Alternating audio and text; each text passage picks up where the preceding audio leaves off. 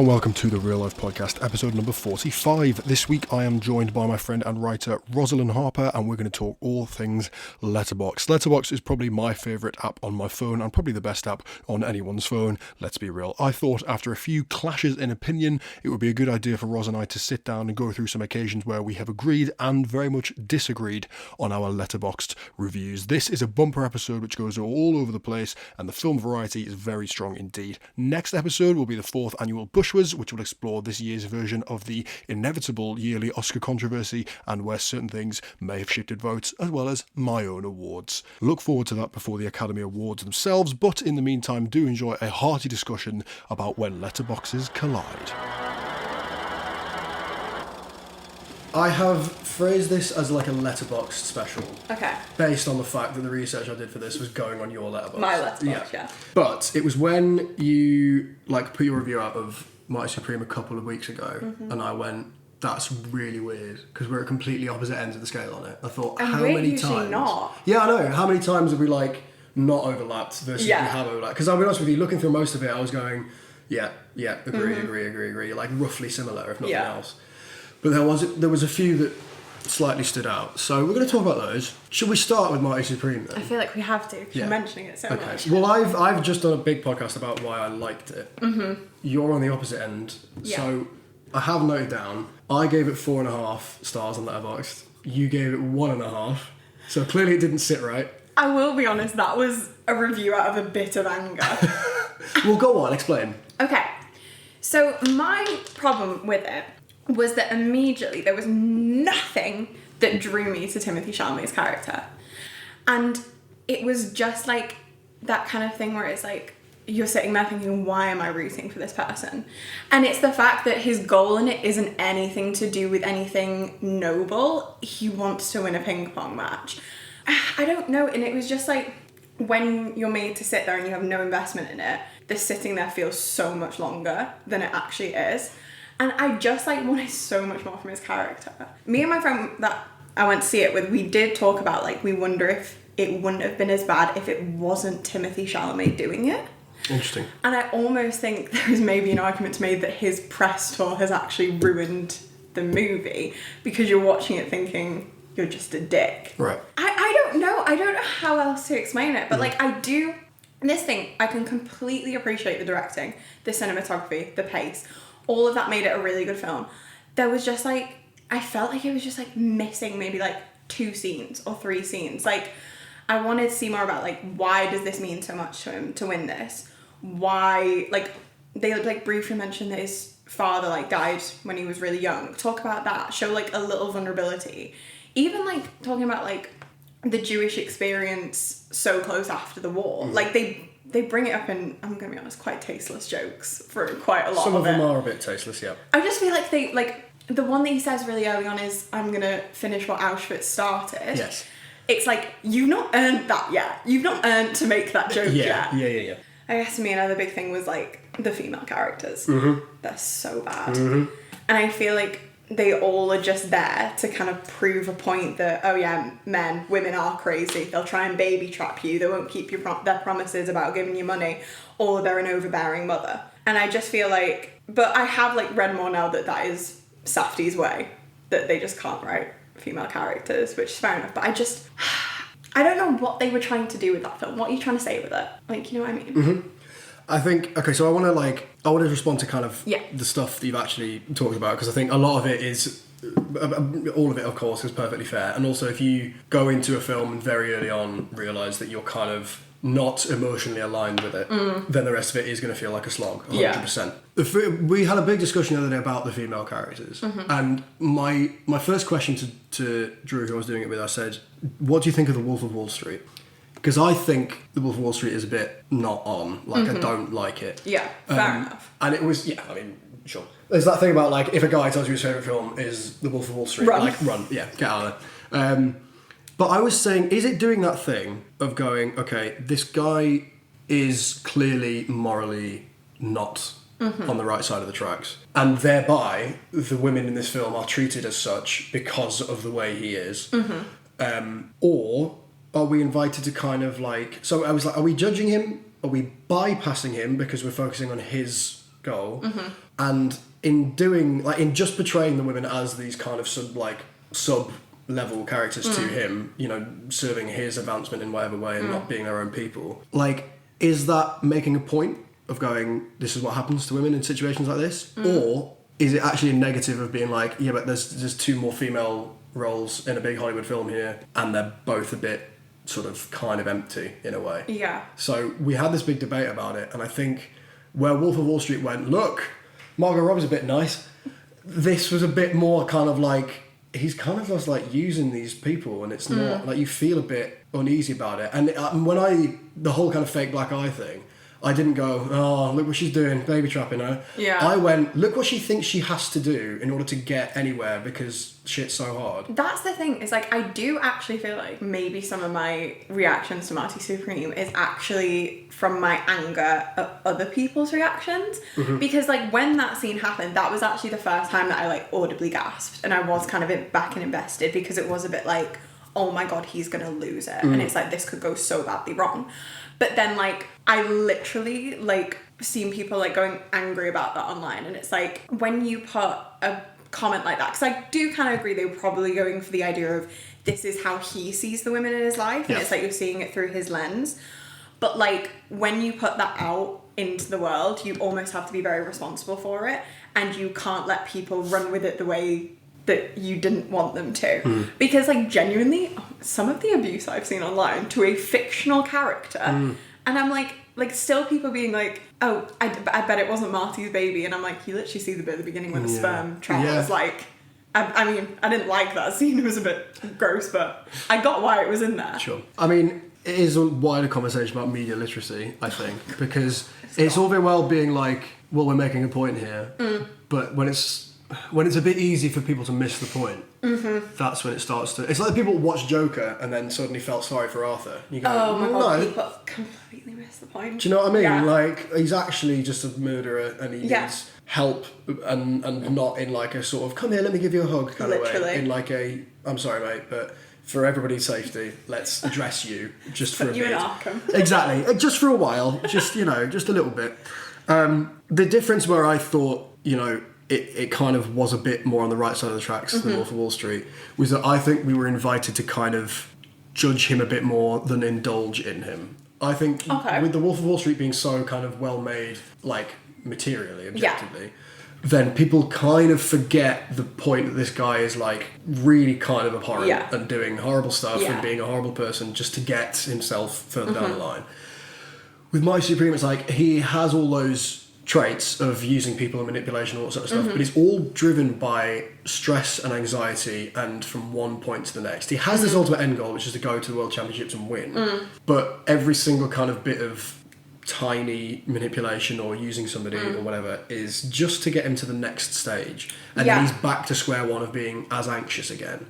So there was a lot of bravado, but it was coming from less of a place of confidence and more of a place of like desperation. This is the thing, is like, I could totally see that in like the fundamentals of the story and stuff. This is where I think Chalamet actually ruined the performance, because I think he plays it too much with a confidence, and he loses the vulnerability, because I don't think there is one scene in that, apart from where he cries at the end, and it's quite a self-indulgent performance in my opinion, there is not a moment that he even shows that, you know, that break in the facade that you need. Like, every character is just trying to act bigger than they are. He never shows that break in the facade. He doesn't even try and show like a bit of like, oh, I think I know what I'm going to do, I'm trying to show to the world I know what I'm going to do, but I really don't, and stuff. And I think he completely loses that vulnerability. And like, I just wish there had been like I always talk about the redemption arc and the idea that your character needs to like show that they deserve to be saved. They need to show that they deserve to go on this journey.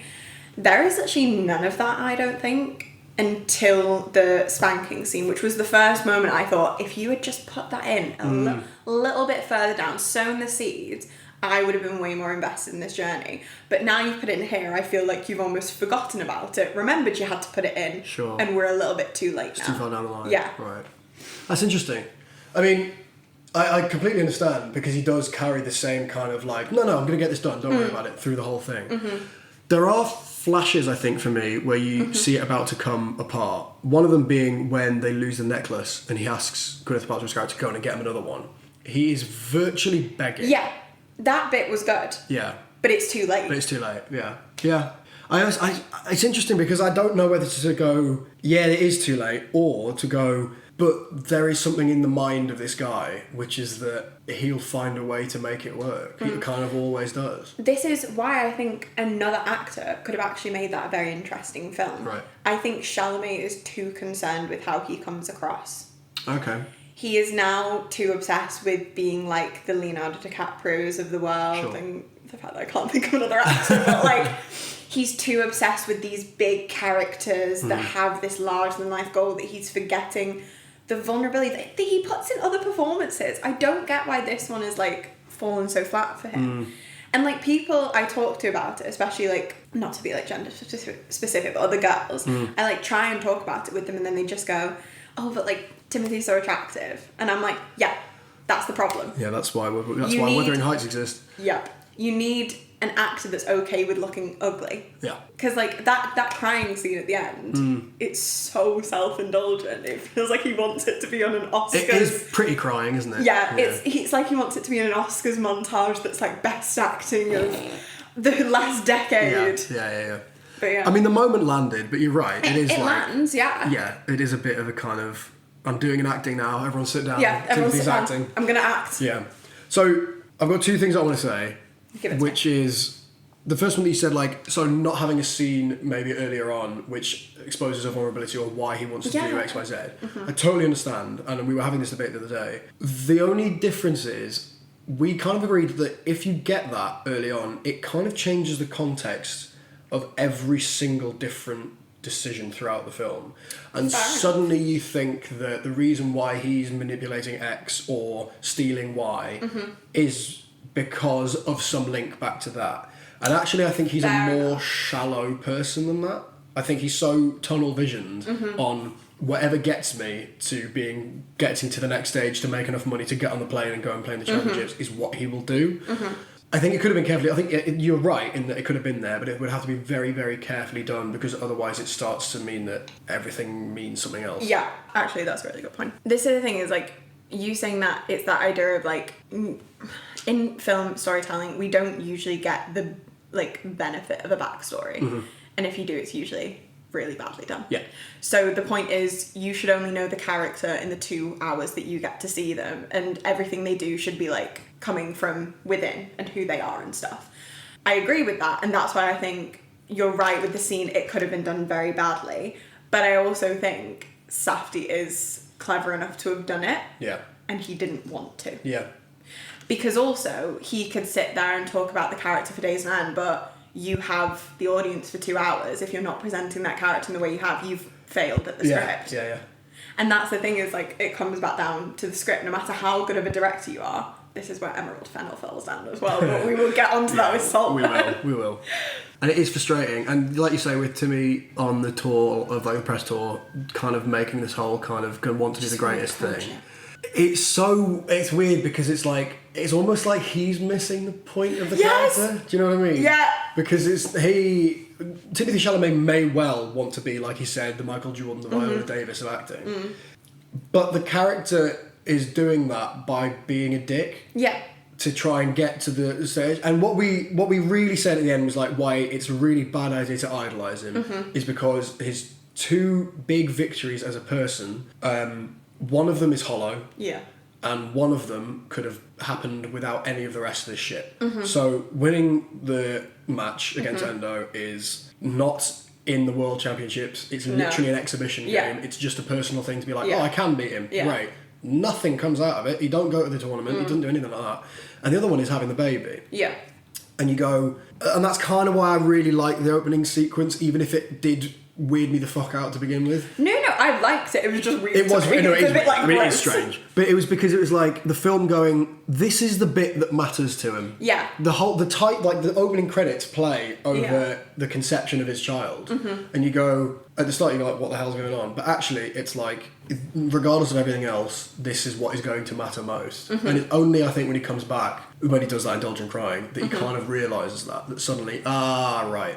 maybe this was the best bit of all of it. Because he don't cry after winning the game. He has a moment of elation, but then he's just kind of like celebrating and cool with it. Yeah, I've seen people arguing the meaning of the crying at the baby. Some people think it's him crying that his life's over. Fuck. Mostly men. Some it's them crying that it's like, this is what he was meant to do. Yeah. My favourite one is him crying because it's not his child. I don't know. How media people literacy still is reach dead. this inclusion? It's ridiculous. Safdie really went, here is the sperm travelling to the egg. For 3 minutes. Yeah. Yeah. Oh my god, it is 3 minutes. It was quite a long time. Yeah, that's the thing is, the writing in the endo scene, the final one, I wanted way more of that in the full fascinating. thing. Right. Because that is the moment the only moment I locked in. Because I was like, this is actually quite good. He's admitting that this is going to basically ruin him. It's, he's not going to get to do anything, but he still wants to do it to prove a point. And that was the first bit I was like, okay, I kind of understand what they wanted with this character. Sure. Yeah. But you left it until an hour and 50. That is true. Yeah, it's very far down the line. Yeah. I suppose in a way that's... So obviously arcs kind of... Again, and you'll know this better than me being a writer, but like they normally take roughly 3 stages, right? Which is kind of beginning, dip, and then redemption. It's now like 5 stages. Is it? Right. Yeah, that's the one they use. What it felt to me was like it just did... The redemption was the dip. And the point was that he was so up himself for so long that his redemption is humbling himself, and there's no kind of rise back up. It's like you get to the top and then go no, sit the fuck back down, and then the film makes him sit down again. Yeah. So, but again, that could have been done slightly quicker. Yeah, you're probably right. That's the thing. It's like the bit straight after he loses the tournament, because I actually liked that whole bit with the tournament. This is where I'm like, my letterbox may have come out of a bit of anger. Because like now looking back, I can kind of appreciate things, but then I'm also like, your immediate reaction, that's what the audience gets.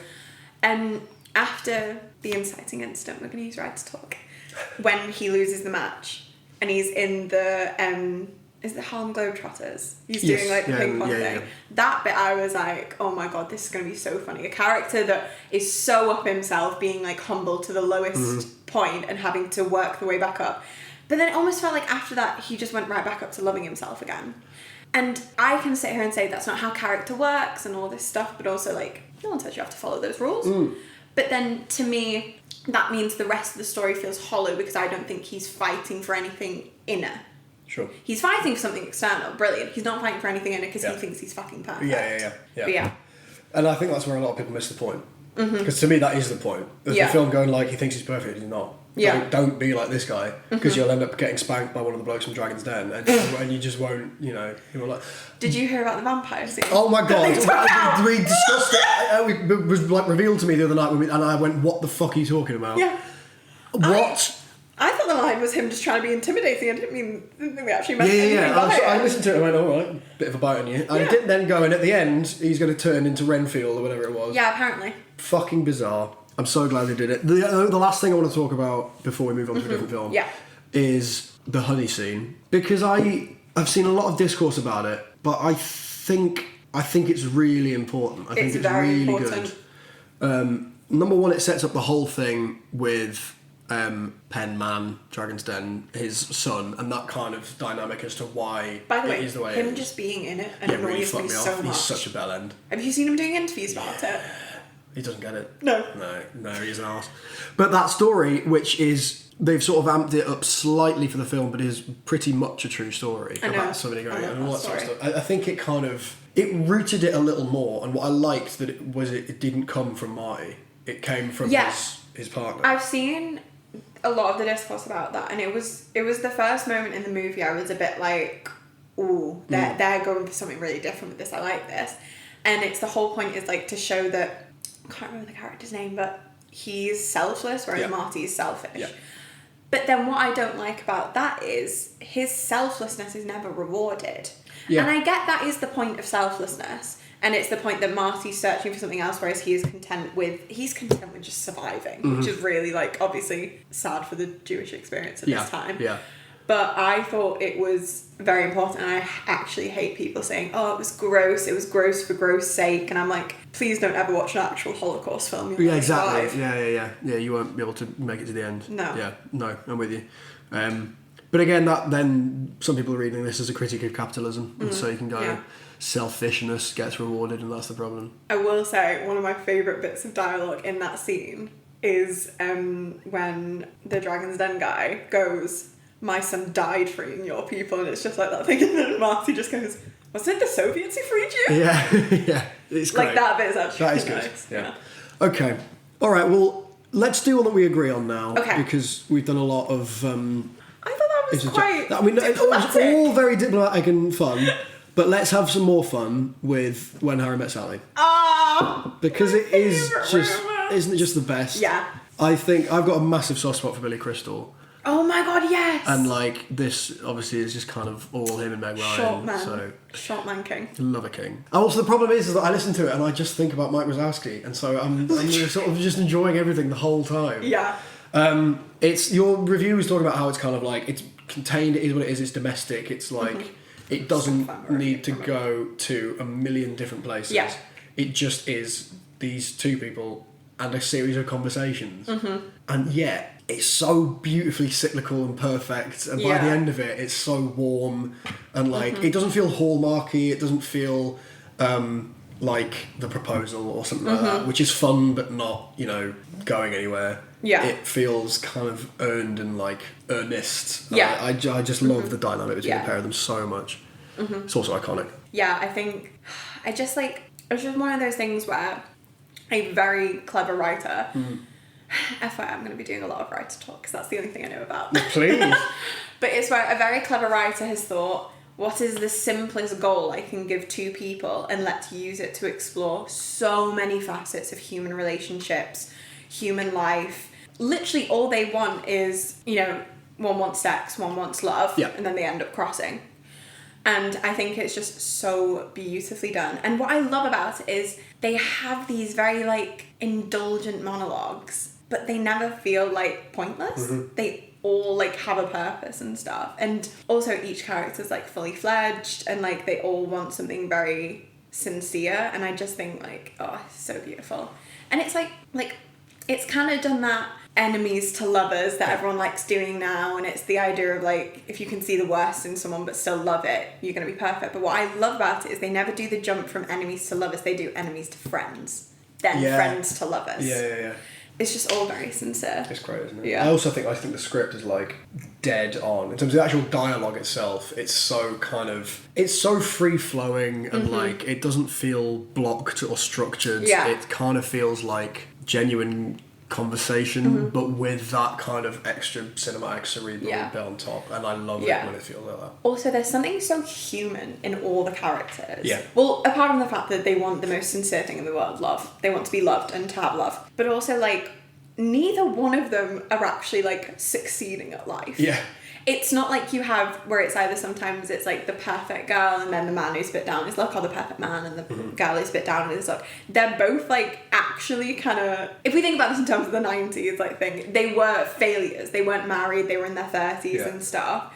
But they find that kind of love with each other because they are both failures. And the scenes where they talk about their divorces is so lovely. I love that bit. It's great. But It's so good. Also, I forget, there's this point in cast when Meg Ryan's round the table and they're having a chat with her mates. It's just those three. Who is it? Carrie Fisher. Is it Carrie Fisher? Yeah. Because she doesn't. She's iconic with her Rolodex. She doesn't look like Carrie Fisher. No. And then I was watching it and I went, that's Carrie Fisher, isn't it? And I was like, oh my fucking God. She's so great in that role as Yeah. well. That's not made for her. Oh my god, that scene where they've set their friends up with each other, and then the two friends end up loving each other It's and so going great, on the isn't it? cab. It's brilliant. They're just don't tell him that. Just want him to be okay. I gave it 4.5, you gave it 5. I think I need to mature a bit and just give it 5. Do you know what I mean? This is the thing. Okay, I say to my friends all the time when we do Letterboxd reviews. Yeah. Is there something you would fault in it? Is there something you would change? No, it's 5 stars. I think I'd make it ever so slightly shorter. Oh my god, Dom thinks he's better than Harry Met Sally.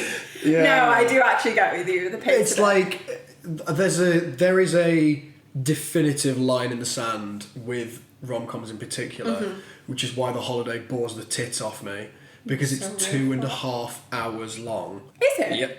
And I'm like, you could just take out all of Jude Law and Cameron Diaz and this would be a much, much, much better film. But everyone goes, yeah, just have those two. It would be much better. Yeah. And then it wouldn't be 2.5 hours long. And scored by Hans Zimmer, actually. But yeah, I think, it doesn't outstay its welcome at all. It's just, it could be a little bit more succinct. But that's me being a twat nitpicking, so, you know. No, I do like, agree with you, but I think it's like, it was so clearly a writer who wanted to make a film rather than a director who wanted to make a film. Right. It's almost like a stage play with how like lovely the lines are and stuff. I do think they're the best like rom-com couple ever. And can we just say, best admission of love speech? Amazing. Oh, So good. so good. So good. I love it. Okay, well, I mean, I'm gonna lie. People came here for arguments, and I think. Moving on from the nice. I think this is the biggest argument we're gonna have. What is it? You gave it 2 stars. No, I gave it 2 stars. You gave it 5 stars. It's Babylon, or as I've been calling it, Babylon and on and on and on. I'll let you kick off because It's amazing. Okay. It is a cultural experience to watch it. It was certainly an experience. You're mean. I think you just hate films. No, go on. Tell us what it is that like, because you clearly Okay. like fell in love with it. So I love how disgusting it is. okay. I love how gross it is, because I think the problem with that, this is the thing, it's like, history buff, that era of history gets romanticised so much, Yes. when actually it was quite revolting. You had these amazing film stars who were just shot to amazing heights, but then we had no idea how to deal with that. It was people just like flooding the streets and stuff. And I think we talked about this when you first found it on my Letterboxd. I said it's the gross sister of Singing in the Rain, and you went, why would you improve upon Singing in the Rain? Yes, I did. I now have an answer for Okay, you. go on. It's because it gives sympathy to the character Lena in Singing in the Rain, who gets written off as the absolute bitch, but there were people who completely lost their livelihoods because no one liked their voice. That's true. They couldn't work a mic. That's true. And I think it's just one of those things where it's like, even though, like, my only criticism with it is like the film montage at the end. So maybe my 5 stars was a bit like, Oh my god. but I've never been so insulted in the cinema in my entire life. what I love about it is, shut up. Really never No, genuinely. watch Wuthering Heights. Oh, fair enough. Actually, yeah. No. Okay. It kind of ends the romanticisation of Hollywood a bit, but also romanticises it, which I kind of love. It's such an interesting take to take. Okay. Take to take. Because the whole thing starts at that party where literally girls are ODing. It's like freaking piss play on a really fat guy. Yep. Love it. And it's like, you can witness it and see that this is absolute carnage and chaos, and it's only going to topple itself. Like, Babylon, it's the place of sin that ends up like going on fire and stuff. And everyone's at the high of their life. And then how does it end? Everyone's nearly dead. And they have just been forgotten. Yeah. And that's why I think it's so beautiful. Because like, we have these silent film stars that like really championed literally the art of film. And now they're forgotten because they couldn't put their voices to screen. But that's why I like it. Okay. The only thing I would say to that Give it me. is everything you just said is completely wrong. No, I'm joking. I'm joking. It's not. Here's the thing. You are right in everything you've just said, which is that at the heart of this, there are points to be made about reevaluating the nostalgia of that kind of period of... they even say it in the film, you know, wanting to become a star. You don't become a star, you either are or you aren't. That's the way that the film works at this stage. It's a transitional period of film, moving from silent to sound, moving from kind of pre-coded stuff to the corporate era, that all sort of thing. It probably is making a point. However... I said the same thing about Marcy Supreme. Well, here we go. I mean, it is making it in No, yeah. one of the most annoying ways I've ever seen. Okay, fair enough. The film starts with an elephant defecating all over the screen. And then it doesn't stop for 3 hours. And the camera goes, woo! I'm not supposed to go... I'll give you the 3 hours. There were bits that could be cut. I'll give you the 3 Are hours. you kidding me? 3 hours. So one reviewer who wrote into Kermode and Mayo called it a plotless, meandering pastiche of incoherent excess. And that just sums up absolutely everything I have to say about it. Doesn't that also sum up Hollywood? I mean, in a way, but like it still doesn't make it interesting. You're right. I like the debauchery element of it because that is very prominent and needs addressing and that sort of stuff. The problem is it's not entertaining or engaging or insightful debauchery. Okay. It's really, really dull. I was exhausted by Marty Supreme because I thought it went at 1,000,000 miles an hour and it was all happening and I'm like, fucking hell, you know. But I was entertained while I was exhausted. Okay. I was exhausted by the end of this because I felt like somebody had been yelling at me for 3 hours. Okay. And I hadn't been loving it. They also said in that review, Jovan Adepo, who played the trumpeter, who was basically Cat Anderson, but as a different character, and then Lee Jin Lee, who plays essentially Anime Wong, but you know, not her. They said Adepo's jazz trumpeter accounts for 2 of the film's total of 6 interesting minutes. Lee Jin Lee provides the other 4. And I can't lie, I'm so with that review. I wish that I liked it because I feel like it is trying to be a sort of a revelation in, like you say, reassessing nostalgia, but also a celebration of early cinema and the kind of world it was in. I just think a series of over-choreographed set pieces is not the same as having a story. Okay. And it didn't get me from the minute it kind of started, so I was battling with it the whole time. Yeah. Also stuff like newspaper clippings popping up after 2.5 hours, and then after 2 hours 45, Margot Robbie goes into a bathroom and hears some people saying some slightly unkind things about a film outside the door, and I went, are you 12? Really? Is this how we're doing it now? Fairs.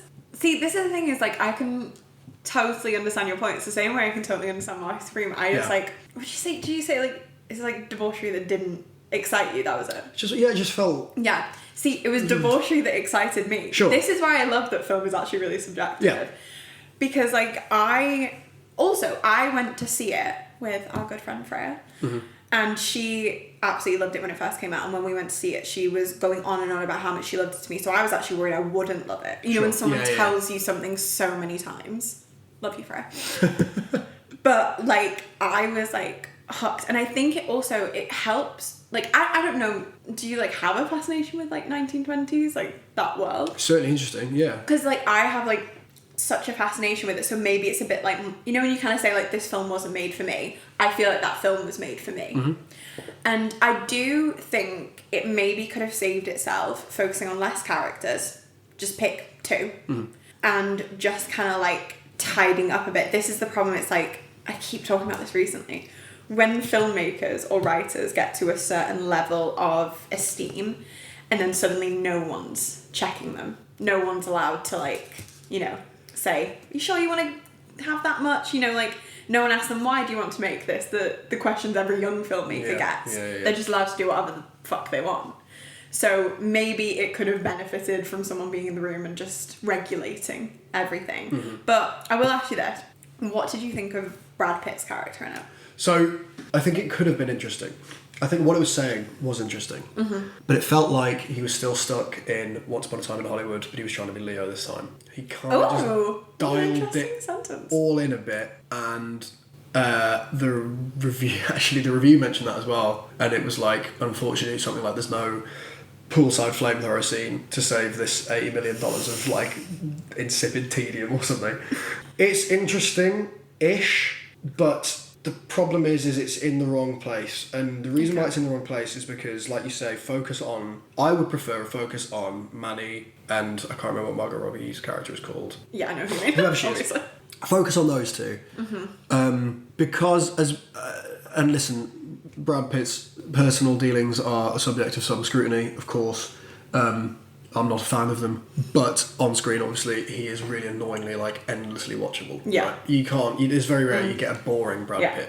I just think, along with everything else, that kind of tired Hollywood star who can't make the transition from old to new, this was not the place to do that slow, kind of aging type thing, because the rest of it was going, like, 1,000,000 miles an hour, to the point where when Margot Robbie cries, I feel nothing at all, because you know that, and they're just emotional human beings. But you know, there's people that cry at everything, and so you always comfort them and give them a bit of whatever. But you always just take it with a bit of like, they're crying again. It was kind of like, look, you're crying again. and it's your own fault. So why do I have to have any sympathy with you whatsoever? But fine, yeah, sure. Let's have another hour and a half of it, I guess. Yeah, but she's a very destructive character. she is, yeah. And then at the end, she waltzes into the darkness, and we're supposed to do what? It feels, oh no, come back, oh, you free spirit. And I'm like, you dick. I don't think you're meant to. Really? I think you're meant to sympathise with Manny. Well, I who bloody hope tries so. to help her. Yeah. Because it's the point of she, in her kind of moment of, I know how I can fix this, realises she is the problem of her own life. And kind of saves him unintentionally. I will say, the Brad Pitt scene where he walks up the stairs deciding to kill himself. Yes. I always sob. Do you? Yeah. I just think it's so just done in the background, and it's like, oh my god, that is how people do it. Yeah, like, but I think the best thing about it is the conversation with the Legion Lee character before. Because I think, like I say, I think her and Joe Depot are the best bits of that film by a long way. And she has such kind of suave and wisdom and character that the reason why that scene kind of worked for me is probably because of that conversation beforehand. Less of the kind of feeling of everything we'd watched him do. I think also there's like, I do like Brad Pitt's story in it. And I do agree with you in the sense of like, it is kind of like a tired old story, you know, like actor can't transition, they get very depressed, they don't no longer have stardom. Yeah.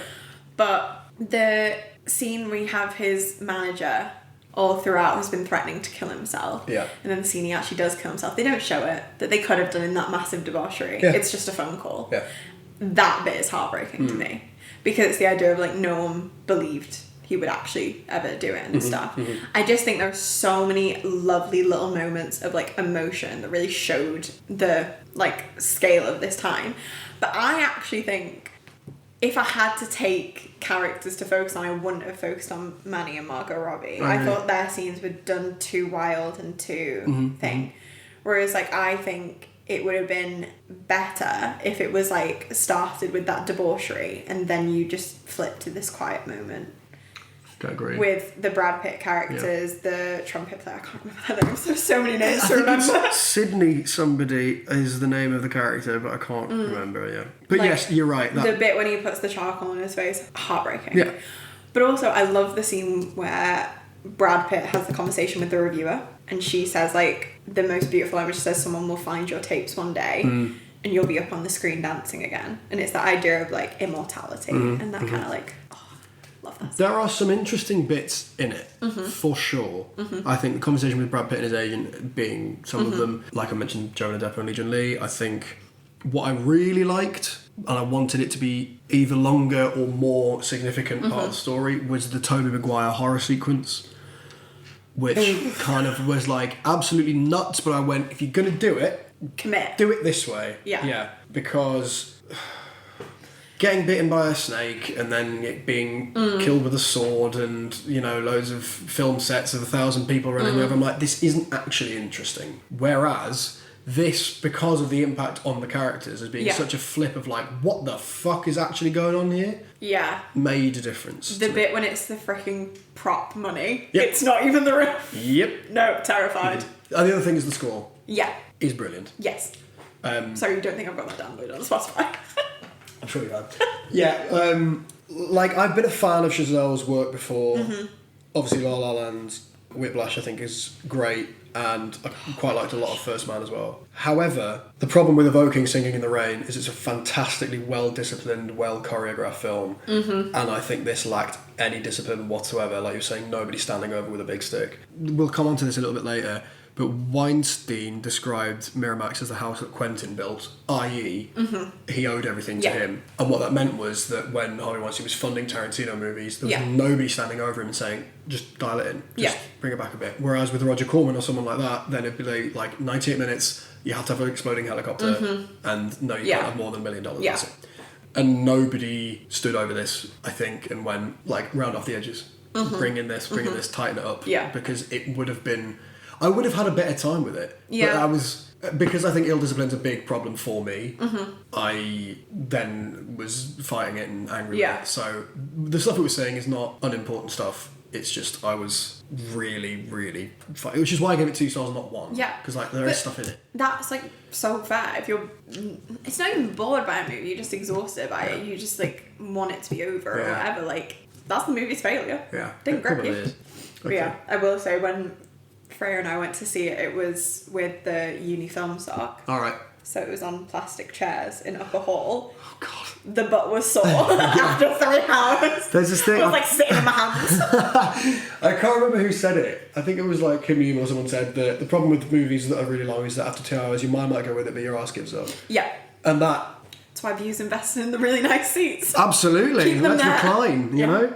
Should we do Reservoir Dogs then? Yeah. Because I've got it at 4.5 and mentioned you've got it at Tarantino. 5, and I mentioned Tarantino. Yeah. It's my second favourite Tarantino film. What's your first? Debating or not, I think everyone knows. It's Jackie Brown. Okay. Because it's the most un-Tarantino film. He just told the story and didn't go, I'm telling the story, huh? Yeah. Yeah, cheers, go on. Tell me about Reservoir Dogs and what you remember it and why you like it. So, Reservoir Dogs is by far my favourite Tarantino because I think it's before he knew he was Tarantino, if that makes sense. Yeah. We're both taking a very similar angle towards actual Tarantino here, but yeah. I think sometimes he's a bit self-indulgent and I think something incredibly self-indulgent. Look stop, at my Red Hot stop collection. showing feet. Kill Bill's one film. Is it fuck, Quentin? No. I took the DVD out of the DVD player and put the second one in. That's Literally. 2 films. That's 2 films. Literally. Also, I will say, I watched Inglourious Bastards recently. Wasn't that sold about it by the level people were talking about it to me. Some of his best stuff is in it. Yes. And some of his stupidest stuff is in it as Yeah. well. I really hate when they introduce Hugo Stiglitz and it goes "Darr," and the name comes and I was like, what are you doing? This is the thing is like, so I know we're talking about Inglourious No, Bastards now, please, but like, just crack on. you either commit to really silly or really serious. You can't like toe the line. That's my opinion with most films. You have to commit to a tone and stick with it. Yeah. Or if you're gonna change it, you have to have a fucking good reason. Yeah. But yeah, okay, Reservoir Reservoir Dogs. Dogs. I absolutely love Reservoir Dogs for so many reasons. Firstly, I think it is the most. I think what we're seeing from the films I love a succinct plot, simple goal, inciting incident, heist goes wrong. Who the fuck is the snitch? Perfect. Yeah. Like, and also it's in one contained place. Like, did you ever know that the warehouse where they filmed it, the warehouse above it, they used as the apartment because they didn't have enough money sweet. to get another place. Yeah, cool. So they just decorated it as if it was the That's apartment. Small place, very 3 setting, like very few there or settings. thereabouts, yeah. And it's just so contained, it almost feels like a play. And because it's so contained, the actors have a lot to do on their backs. So does the director, because rather than saying, I want this shot, you're actually moving actors about in a space and having to make it believable and stuff. So I think it was just a plot that brought out the best in everyone. Like, I mean, you look at the freaking cast, it's stacked. It's amazing. Like, no wonder it was fucking amazing. Yeah. But also I think because there's so many little details in the writing. One of my favourite ones that I realised recently is, the whole conversation in the diner at the beginning that really sets up everyone's brilliant. How you set up everyone's character. Who tips waitresses. Brilliant. And Pink obviously doesn't, and he has that really self-indulgent speech. But I realised the other day, it's Tim Roth's character who tells that it was him who didn't tip. He's the snitch right from the beginning. Yeah. It's so good. I need to rewatch it. It's great. I mean, it is. Also, it's very short. It is very short. Relatively That's the thing. I think it's 98 minutes long. Yeah. And You don't need any more. you don't need any more than that. Yeah, what I love about it is it's a film of not seeing. Yes. things. So it's a heist film where you don't see the heist. Obviously, a big thing was made of it, like when it first came out, because everyone was a bit sort of shocked at the gruesomeness of it. Wes Craven, who directed Last House on the Left, Funny Games, big horror director, he walked out of it when it was playing in Sitges. Really? Him and 15 other people walked out of the screening of it. And it was at the bit where the ear comes off. Yeah. Now, you don't actually see the ear come off. No, it's just a lot of It blood. cuts away while it's happening. Isn't it on Tim Roth when he's like... It's not even that, it just pans towards... So you get the great dance, Yeah. and then he pans towards the back of the warehouse Yeah. so that Now it comes out of bring it. frame, cuts back, and the ear's off. Yeah. And it's like... Imagine having like the guy that made Last House on the Left just walked out of my film because it was too gruesome. Yeah. Like what what? But it's like intuitive style of filmmaking where you go, I'm going to trust people to enjoy this without needing Jason Statham and the exploding helicopter or whatever it is. And it's, again, as with most of Tarantino, it's about movies, so it's about getting into character. That whole scene with Tim Roth when he tries to sort of become that version of himself. You've got Joe Tex playing and he's sort of basically reading a script and all it is just getting into he's character. got all like pictures of like Superman and Spider-Man. So good. But that's the thing is like, I think what Tarantino does so well in this film that I see it a bit with Pulp Fiction, don't see it a lot with the others, is you actually get halfway through and you're like, oh my god, he's making me root for the literal criminals. Yeah. Because when it all goes wrong, you're just like, who the fuck snitched? And it's like, no normal person would be like, right, who snitched on criminals? Come on. But like, you actually villainize Tim Roth's character a bit until they humanize him, and then you're like, wait, shit, which side is right? And I think that's beautifully done between Harvey Keitel and Tim Roth in their little like would you say father and son? It's very like, It's that kind of dynamic, isn't it? Yeah. That whole Mexican standoff at the end is and then you just got Steve Buscemi coming in. I think it's Steve Buscemi's best performance. I don't think he's been better than that. I just love him. Wait, Great. what about Fargo? I mean, he's brilliant in it, but there's just something about the kind of... He's so Weasley in it. Yeah, he's and it's like an outlier, but absolutely one of them. He's such the cockroach that would survive all that, absolutely, because he's not invested in anything. 100%. It's also the first instance of Tarantino sitting down and saying, let me show you my record collection. And you go, all right. Yeah. It's pretty good, actually. Yeah, it's good. Zotex and Steelers Wheel and all that sort of stuff. Yeah, brilliant. Also, I think I just have such an appreciation of films that are shot on a budget. Makes them always makes them better. They're all just in their suits. Yep. It's brilliant. Yep. We're in a warehouse. Love it. Can't love it, because he made a short film version of it, which he what did he wrote a script for something, and he sold that script in order to have the money to make Reservoir Dogs. Oh, yeah, I did read about this. Can't remember which one it was. Some film that was very successful. Yeah, I think all films are improved by having a restriction limitation on the filmmaking and the budget and everything. There's a story, speaking of Roger Corman before, when he tasked somebody with making Carnosaur, which is a terrible dinosaur film, right? This director's like basically first time doing a feature film, and he wanted to be this incredible art house director, and that was Roger Corman's like policy, was you take somebody who wants to be the greatest art house director ever, and you get them to make Carnosaur. And his wife actually said to him when he was being like, I don't want to do it, she was like, you're gonna have to do it. He was like, why? Because otherwise you'll make Carnosaur 2 and it'll be even worse. And he goes, right, 98 minutes, you've got a budget of just under £1 million, it has to have an exploding helicopter, go. And he goes, you can't make a dinosaur movie for less than £1 million. He goes, no, that's what you have to do. Go and do it. Yeah. Anyway, he goes away and makes a film, brings it back to Roger Corman and shows him to him, and he plays the whole thing. There's no dinosaur in it. And he goes, where's the fucking dinosaur? He goes, exactly, now pay for the dinosaur. So he done sort of all the stuff around it and then left the dinosaur, which is exactly the right way to make a film. Yeah. And again, that's kind of where I come up problems with Babylon and Napoleon in particular. No, I totally agree. Too much budget ruins artists. I think it kind of does. Like, and I also think, as much as I love Nolan, I do love him. Yeah. He has ruined cinema like the times. The thing is, it makes everyone think that they can do Christopher Nolan stuff. Yes, but also, I'm not being funny. Every writing tutor I've ever worked with has told me, if you can't make a good film in an hour and a half, you are not a good writer. Yeah. Why do you need to be explaining all this? And I kind of stick by that. I really love a good an hour and a half film. Like, talking about like making films like on budgets and like keeping that almost like, I feel like it's an authenticity of it. And it's reminding people, this isn't real life. We don't have to make it look like real life. Mm-hmm. I watched Nouvelle Vague recently. Oh yeah. A beautiful film. Mm-hmm. Just showing Jean-Luc Godard's making his first film. And I think people forget in that era, it was literally just these French filmmakers who went, yeah, we've got 20 days. I'll shoot when I feel like it. No budget. I'll just hire some rooms. And it's literally just like, he just has ideas for shots on the day. And it's just the idea of that purest sense of storytelling and stuff. The only problem I have at the minute with liking Reservoir Dogs is Tarantino himself. Because that is so fair. He's done another jump off the rails. And I don't know if you saw what he said about Paul Dano.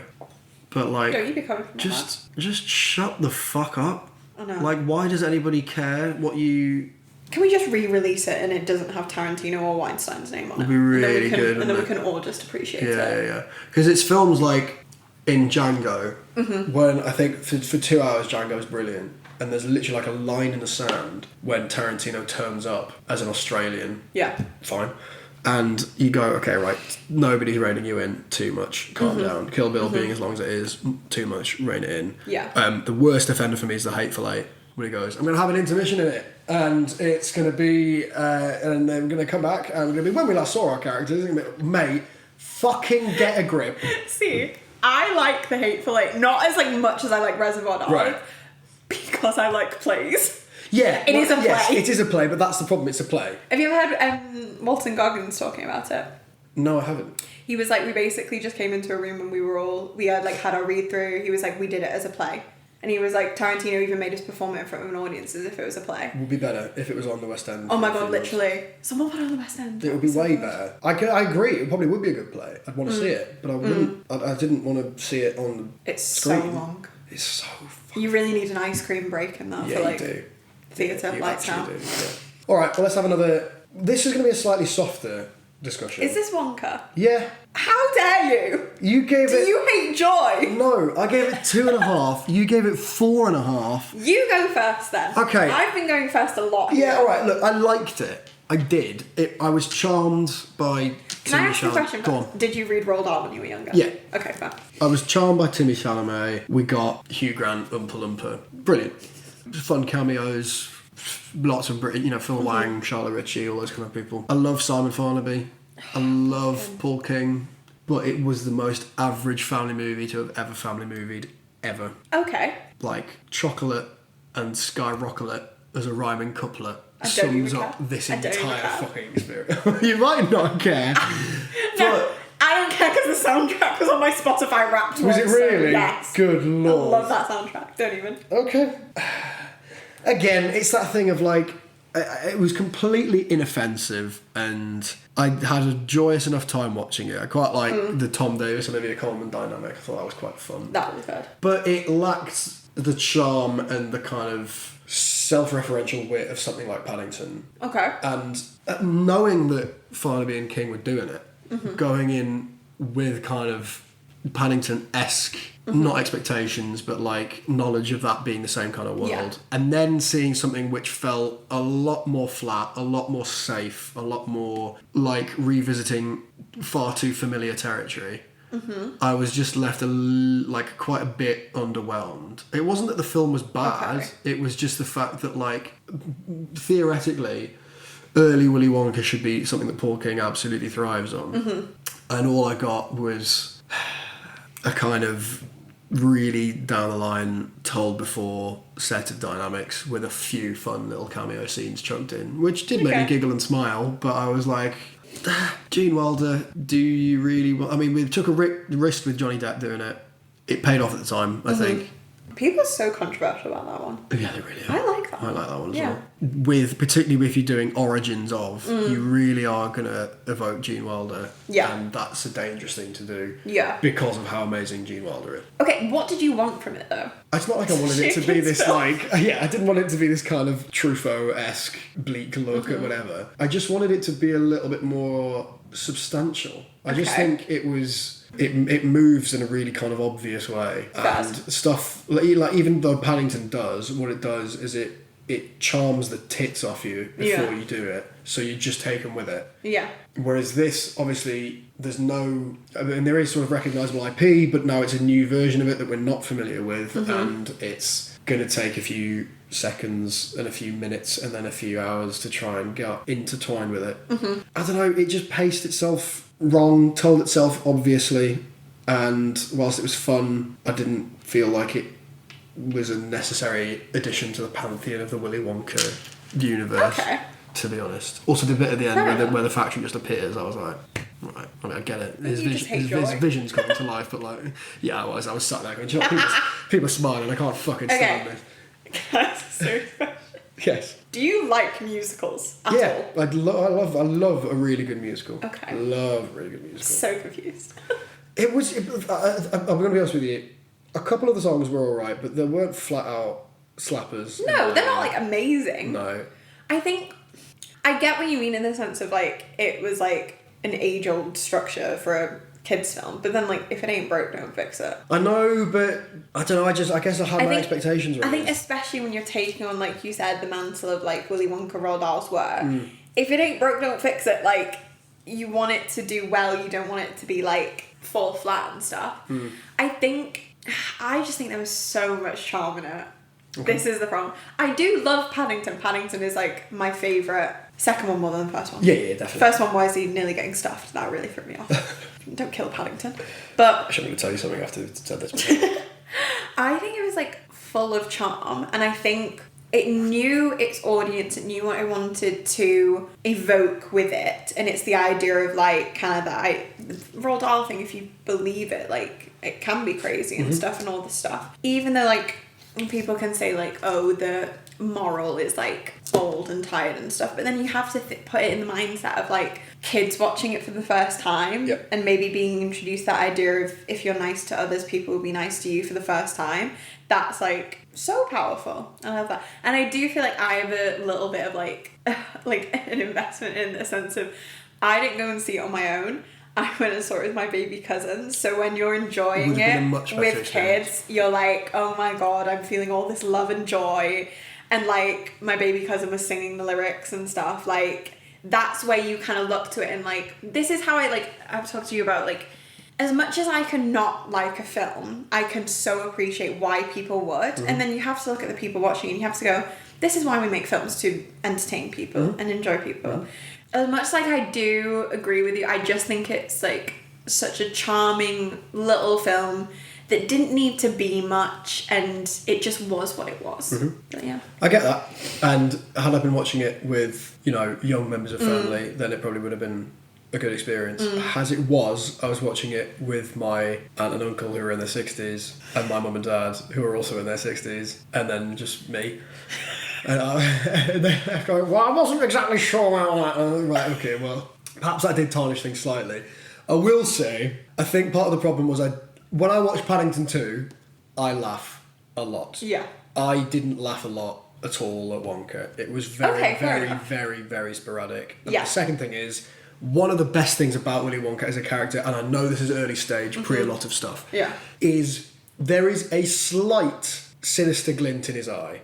Just a little bit. And I think this was a slightly too simplistic version of Willy Wonka. Sorry, do you want Wonka to be evil? I just wanted a little flash of what might be to come, which is a guy who quite happily will go, kid fell in the river, drown. Kid blew up, fine. Kid got stuck in tube, ha, funny. Do you know what I mean? Just a little bit more of that slight, because I think the craziness was in a kind of like sweet mad scientist way in making the chocolates. I don't think it was in a like, are you a psycho kind of way, which is the best bit about Willy Wonka, is Charlie being like, can we trust you or can we not trust you? Because you're going to give me the keys to this factory now, and it's like, is this a legacy that I want to carry on, or am I just having fun making chocolate? You know? And it's like, it's not a big deal. It's not this big existential question. It's just a nice little bit that is added on, because for the whole time, if you're just with Willy Wonka the whole time and you love him, then there's no jeopardy in the factory, and it's just about going, and this one was greedy, boo. And actually, there's a little bit more to it than that if you just throw in the fact that like the ringleader of all this might be a bit on the sinister side. I think you are wanting far more from Roald Dahl. I might be. Are you thinking about the Gene Wilder one when you think about that? When you think about both Gene Wilder and Johnny Depp. Because I feel like Johnny Depp's more insane rather than when Gene Wilder's more intentional. Yes. Yeah. That's the different ones. What I liked about this one, I think it was like the perfect, you could watch that film as the origin and then read the book as the actual thing. I don't think you could watch that and it be an origin to any of the other two, which I don't think they wanted it to be. No, of course, no. They wanted to re-invoke that idea of like what it's like reading Roald Dahl, because Roald Dahl is beautiful, but it is quite on the nose. It's like, you know, the twits. If you're ugly on the inside, you'll be ugly on the outside. I think it just had that really nice like moral throughout. That's fair. I do think maybe some of the lines are a bit on the nose, like the greedy beat the needy. Who wrote that? Very good. Wow. Also, it's the first time I've not adored Keegan-Michael Key in something that I don't know, just felt too easy. Actually. Normally, obviously, big fan. I don't know, I thought it was going to get, because of the brilliance of Paddington 2, and the fact that it still makes me laugh as a 23-year-old man, I thought I would get something similar, and I didn't quite. Yeah. I think the difference with Paddington 2 is Paddington 2, you can take that on any journey ever. Yeah. Because Simon Flannery and Paul King created that world that he exists in. They can choose where he goes in it. Wonka, you are kind of tied by what he ends up as. That's true. So I guess they were tied to source material, but I just think there was just so much whimsy and joy in it. Like, instead of it being like a drug cartel, it's a chocolate cartel. Come on. Yeah, that is. They have a vat of chocolate. Bits in it. Come on. But like all of the bit with the giraffe, I was just kind of like, fine, whatever. Just stick a giraffe in it, fine. weird Rowan Atkinson cameo. Bizarre Rowan Atkinson. I wonder how much he got must have paid been for there that. for a day tops. I don't even think a day. A couple of hours. Half a day. There's a really funny thing when Michael Caine, towards the end of his career, Mm-hmm. when he would get to the end of a day of shooting, if he was having a shot, he would start with a wide shot, he'd have his costume on, and then they'd do the mid shot, and he'd put his did own read that, trousers yeah. on. It's so funny. I would so do Can I that. put my own fucking trousers on there, please? So let's go. Have I told you my theory about Paddington 2? at the No, end give of it? us. I love Paddington. I think Paddington's dead. In the water? Yeah. So... To be all fair, his- have you ever tried to hold your breath for that scene? In it? Fucking hell. Let alone trying to yank do a you do chain. that as well? Like, hold your breath for all the underwater time. scenes, yeah. All the time. Tried to do it I in love Mission that we're both Impossible. It nerds. didn't work. Yeah. It's like timing it, being like, that's not go. realistic. He is trapped in the... in Wait, the because he trailer. sees everyone, he sees his aunt again. Oh wait, His- that's actually... His mum can't get him out, right? That. And then all is lost, last couple of breaths. Mm-hmm. And then his best mates from prison fly in, heave him out the water, Yeah. and then he suddenly goes to sleep, wakes up in London, surrounded by his new family, all of them around the bed. And it's, Yeah. and it's beautiful outside, it's all that sort of stuff. And he's there and he goes, oh my God, you saved me. And then he goes downstairs, the entire neighbourhood is downstairs, there to congratulate him. And then they say, look who's at the door. They open the door, and there's the one person who wants to see is Aunt Lucy, who up until this point had been in the home for retired bears. Yeah. And she opens the door and shines through with a beam of sunlight behind her, and he runs over and gives her a hug. And I go, obviously that's bollocks because there's Paddington in Peru. I was literally Probably going to say, Paddington what's 3. your theory for that? It's his journey to heaven. Exactly, that's what it is. If we all have to fight off Antonio Banderas before we get to heaven, then sign me up. But no, I was just kind of... I don't really think he's dead. It was just like, you can actually... But if they'd read ended that it, way. Paddington 2, and not been drawn in by promise of more money for a sequel, Yeah. that would have actually been such a nice ending. It's beautiful. Could have been Aw. wonderful. But... God, I'm not going to be able to watch it the same way now. Well, I mean, it dead. ruined it the first time, but then, it's fucking fine. dead. Yeah, but the best of it is obviously... I still think that's Hugh Grant's best performance ever. Oh my in God, that yeah. film. He's so good. And then the song at the end... I'm saying like the lines he comes out with, the lines that are written Yeah. for him that he says when he's like, I am tickled the deepest shade of pink. They're so good. Also, Brennan Gleeson. What am I on? The fact that he can just do any role and give it so much Yeah, depth he really is can. brilliant. I forgot he was in Joker 2. Is he? I've never seen Joker 2. And he's like, he does something fairly unacceptable. He's one of the prison guards in Joker 2. He's quite a prominent role, as Yeah. is Steve Coogan. He's in Joker 2 as well. He keeps popping up in random shit. Really does. He was in a film I watched the other night about Roy Keane in the Ireland football squad, where he played a football manager. And I was like, why have you chosen to do, I have a theory. If it's an American film and they want a quintessential British person, they almost get him. You know what I mean? Well, the case study for that is Percy Jackson 2, when he turns up as Hades. You go, is this really? The person you thought for Hades was Alan Partridge? Oh my God. It's like, have you ever watched Tropic Thunder? Yeah. It's just him being the random director. Yeah. Like, because he just wanted a British guy. You're probably going, well, I'm available, so Yeah, crack on. yeah. All right, well, let's do one we agree on then, because I think we're going to end on one we're both going to find a bit interesting. Okay. Gone Girl. Love.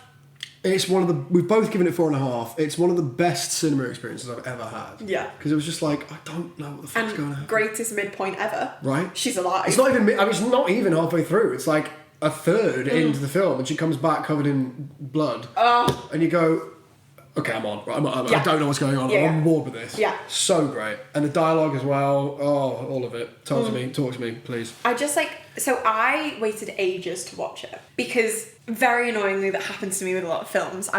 It was spoiled for me quite early on That's a shame. that she's alive. She makes it all up because you see that monologue she does everywhere on TikTok. It's a great monologue.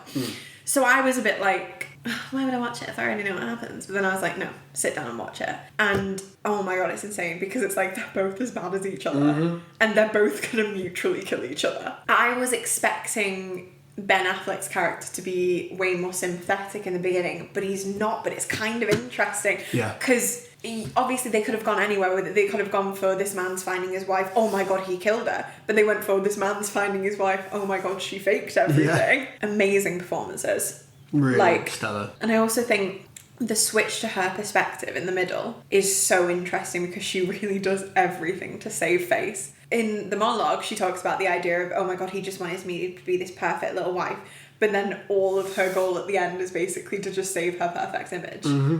And it's so good. It's so what great. do you think? It does that thing which a couple of Fincher films do, which is at a really random point in the structure, it makes you completely reevaluate everything. Yeah. And this one, it was like, yeah, whatever, third, halfway through, when she comes back and she's like, oh no, I'm still here, by the way. Mm-hmm. And, you know, so now he's going to play that. And in a worse film, that would be the ending twist. Yeah. That she made, but then you then carry on. And the same happens in Zodiac, where 2/3 of the way through, the film literally seems to have finished. I mean, it's literally a case of we've drawn a line in the sand, we're not going to get anywhere. Yeah. And then it carries on for another 45 minutes. And not in a way that's like, God, why is it still going? God, I hate this is so long. It's like, he's so driven and obsessed. And because that film is a film about procedure and process, and it's not about the crimes, it's about the people doing, like, investigating the crime and all that sort of stuff. Whereas, you know, with Gone Girl, it was kind of, okay, so you've done the twist. Now let's imagine that this is Act 4, as it were, and it's the longest act of all of them. Yeah. Where the hell do you go? And you're right in that it ends up basically being like they are just as bad as each other. I think that's one thing I love about it is the goal is always switching. Because they're always having to change their plans because everything's going wrong. Yeah. Like, that's what I kind of love about her character is she's obviously so intelligent. She's coming to come... Like, when she rings her ex-boyfriend and all the way through... Ben Affleck's character's been thinking, oh, she's lied about all these guys who raped her, but then you actually realise this guy is fucking insane. Yep. She puts herself in that situation and thinks out perfectly a plan of how to get out of it and get him a quick... Like, it's, like, as a structure itself, whoever... Like, how do you write that? I know, like, and make nuts. it work? Yeah. I mean, it is... I'm pretty sure it's based off a book. Yeah. Right, yeah, and I haven't read it, but... Gillian Flynn? Sounds... like the kind of name, I think. Sounds like the right name for the book cover. No, I'm trying. I've seen the book on my shelves somewhere, and I'm trying to remember the name. But I think you're probably right. Someone accidentally just said Gone Goose, and then I imagined a shot-for-shot remake of the film. It's just a goose instead of Rosamund Pike, and I thought that sounded absolutely amazing. I really want to make it. Like, it's just lost his goose. Exactly, like, looking really longingly. It's like Hot Fuzz. The Swan's escaped. The Swan's escaped. Where to? David Fincher film. Oh god. Yeah, again, it was just that case. Normally, I'm all right at sort of mapping out where a story might go, twist-wise, all sort of stuff. Whereas that, I just kind of went, I have absolutely no idea whatsoever. And so wherever it took me, I was like, fun. Cool. Yeah. Neil Patrick Harris is actually like creepy. He's terrifying. He really is. And I love watching Ben Affleck's sort of superiority get like chipped away. Yeah. As he slowly starts to realise that like. This is kind of it's inevitably going to end up this way, and I don't hate that. Yeah, but I love it when he realises she's still alive and she's like put all this together, and then he gets annoyed that his wife is smarter than him, and then he starts panicking and having to do all that, and also like the bit about the fact that he was like having the affair with his student obviously already sets him up for being an awful character. Yeah. It's just, and oh god, and his sister in it just constantly changing her mind. I feel bad for her. And she's like, what the fuck is going on? Is it Hilary Swank that is the detective? Oh, the detective, yeah. Sorry, I thought you meant the affair guy. Oh, right, no. Some of her stuff is a little bit on the nose, so that's where it lost half a star.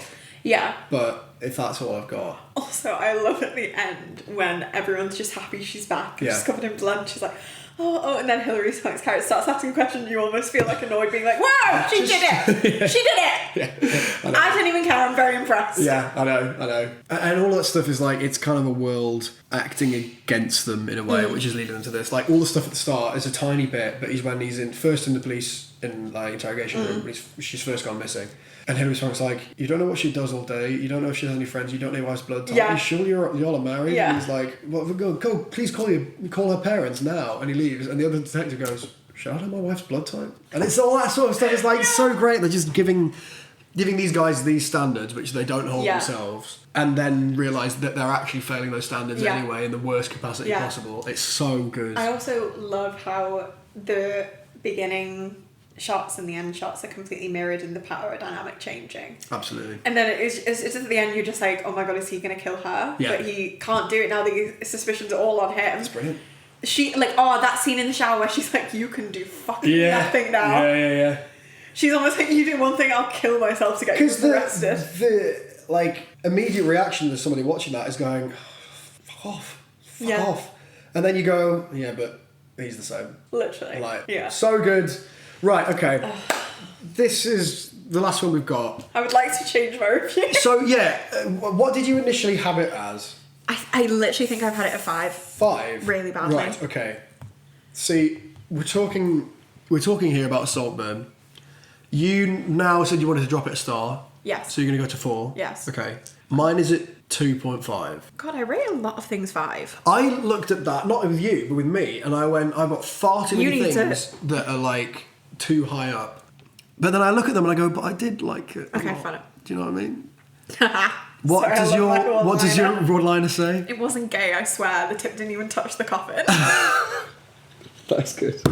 That is good. Yeah, okay. I want to... Do you want to start or shall I? What did you have it as? 2.5. Okay, I'll start. Okay. Because I will admit, I feel like my attraction to Jacob Elordi maybe swayed my first initial reaction to it. If it works, it works. But it's like, that's the thing is like, from Taylor's Oldest Time, you use sex to sell films. Like, you do it. But after a rewatch, now that I'm more in like a level-headed space, it works until the final act. And Fennel fucks up everything she tried to build.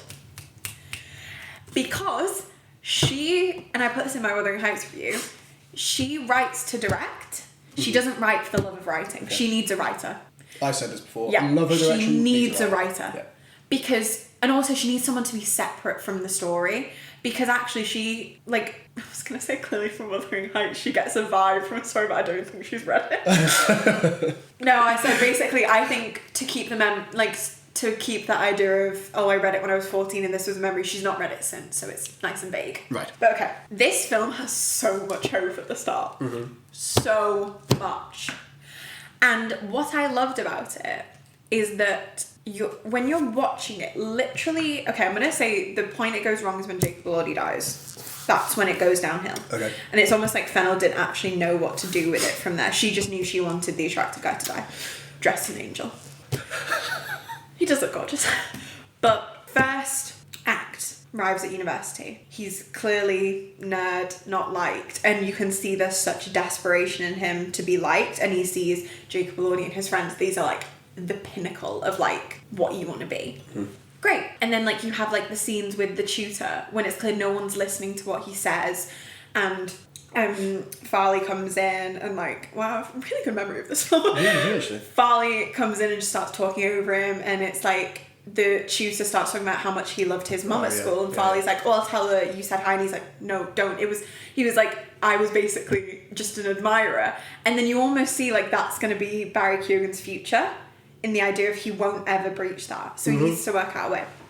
And then it has the nice little bit where he ends up lending Jacob Elordi his bike. He's in the friend group, it's all beautiful and stuff. And I do think it's these bits where she does sow the seeds of, you don't know how this is happening, but it feels calculated. Nothing about this feels like a coincidence, like the bike stuff. When he gets the phone call and you don't actually know what the phone call is about, he just tells you what it's about. And all that stuff, it's feeling calculated. Even like little bits of him like watching Jacob Elordi get up with the girl, you're constantly thinking, what is this guy's end game? Then we arrive at Saltburn.